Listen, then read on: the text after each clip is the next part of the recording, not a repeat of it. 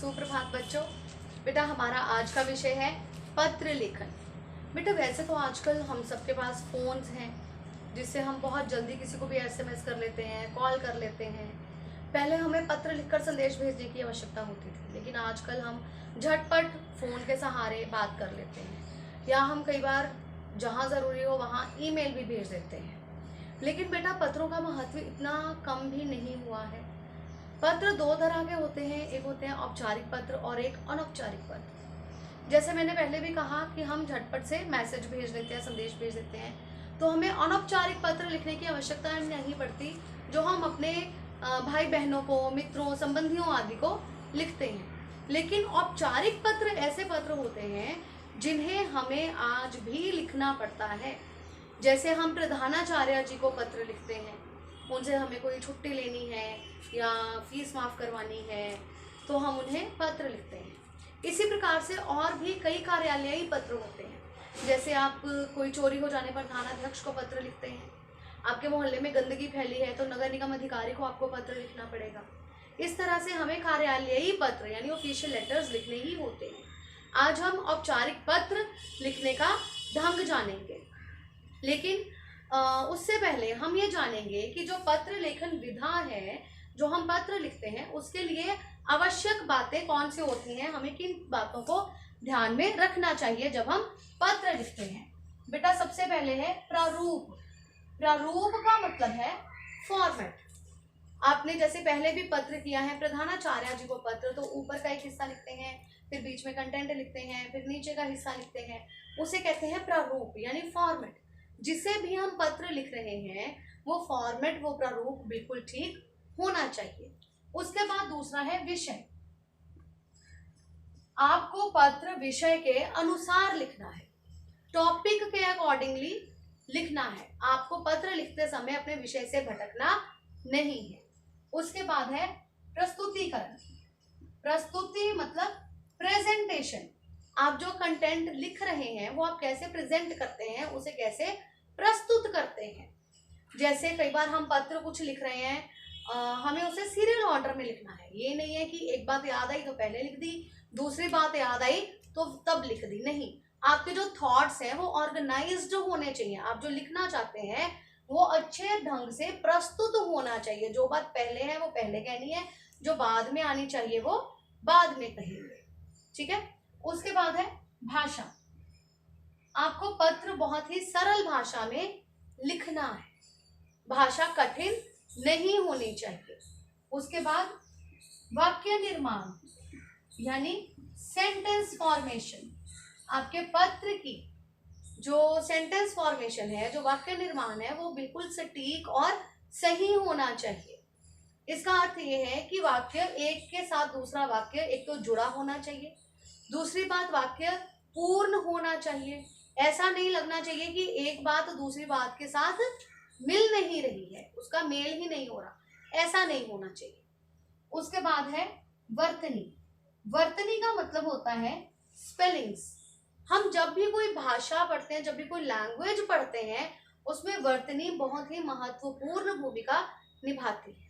अगर आपने कोई शब्द गलत लिख दिया तो उसका अर्थ का अनर्थ हो सकता है, उसका अर्थ ही बदल जाएगा। इसलिए वर्तनी को भी बहुत ही ज्यादा ध्यान में रखना है।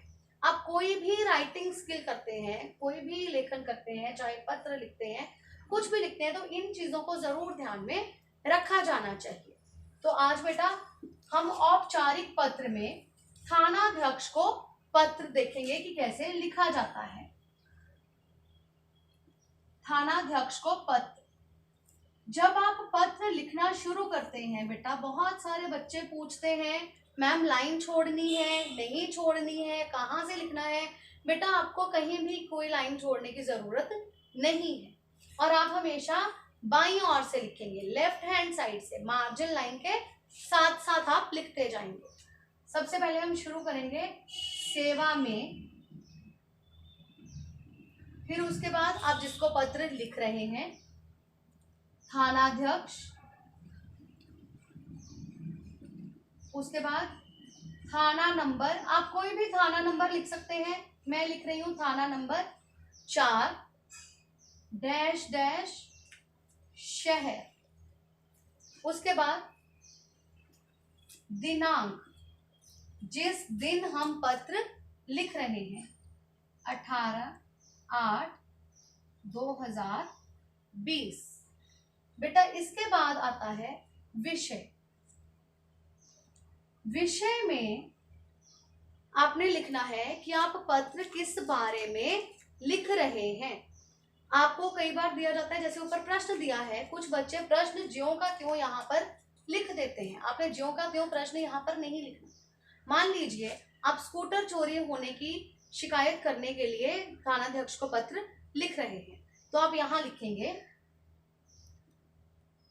स्कूटर चोरी होने की शिकायत, यानी कि आपका स्कूटर चोरी हो गया है तो आप उसकी कंप्लेंट करते हुए पत्र लिख रहे हैं।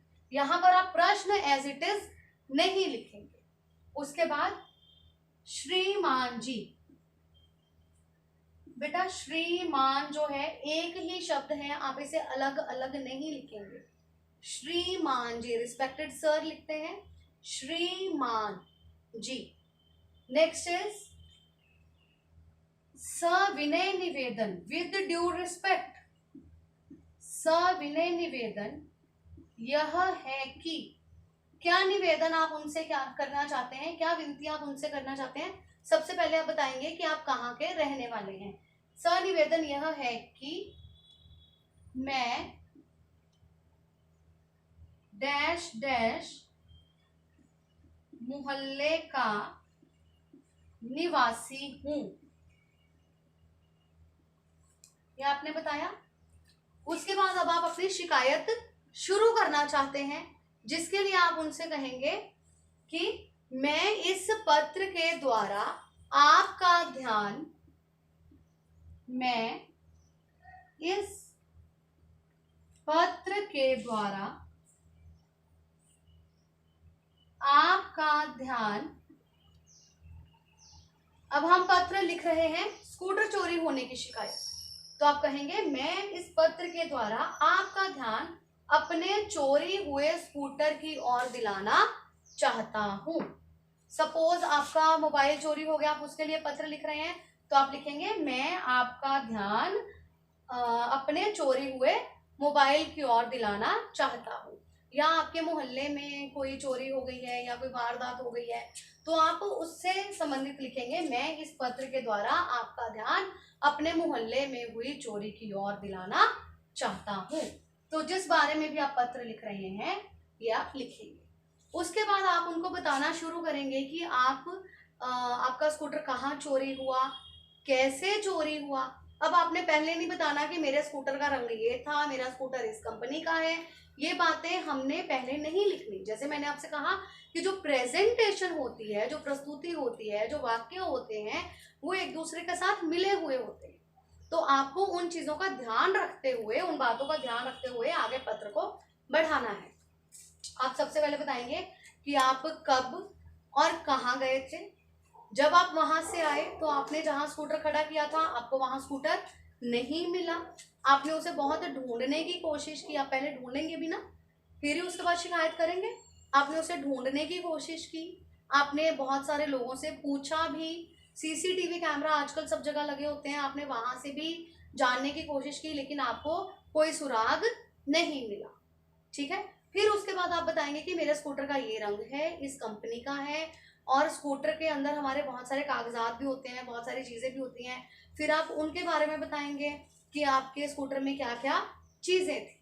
आप ये सारा कंटेंट जो है वो लिखते जाएंगे। उसके बाद आप आखिर में जब पत्र लिखना बंद करेंगे तो आप लिखेंगे कि आशा है कि आप मेरी बात की ओर ध्यान देंगे तथा मेरा स्कूटर ढूंढने में सहायता करेंगे। या आप ऐसे भी लिख सकते हैं, आशा है कि आप मेरी बात की ओर ध्यान देंगे तथा मेरी इस समस्या का हल निकालेंगे। किसी भी तरीके से आप उसको लिख सकते हैं। ये लिखने के बाद लास्ट में, ये जैसे हमने ऊपर का हिस्सा लिखा था, अब हम नीचे का हिस्सा लिखेंगे। यहाँ आप लिखेंगे धन्यवाद, धन्यवाद प्रार्थी। प्रार्थी मतलब प्रार्थना करने वाला, जो बता रहा है कि मेरा ये चोरी हो गया है। प्रार्थी डैश नाम डैश पता। बेटा यहाँ पर आपने अपना नाम नहीं लिखना है और अपना पता नहीं लिखना है। यहाँ भी डैश डैश शहर लिखवाया है, यहाँ पर भी शहर लिखने की आवश्यकता नहीं है, क्योंकि हम पत्र लेखन विधा सीख रहे हैं, इसलिए हम इसको ऐसे लिख रहे हैं। लेकिन जब आप अपनी असल जिंदगी में कभी ऐसा पत्र लिखेंगे तब आप शहर का नाम भी लिखेंगे, अपना नाम भी लिखेंगे और अपना पता भी लिखेंगे। लेकिन अभी यहाँ पर इन चीजों को लिखने की आवश्यकता नहीं है। बेटा मुझे आशा है कि आपको थानाध्यक्ष को पत्र कैसे लिखा जाता है वो समझ में आया है।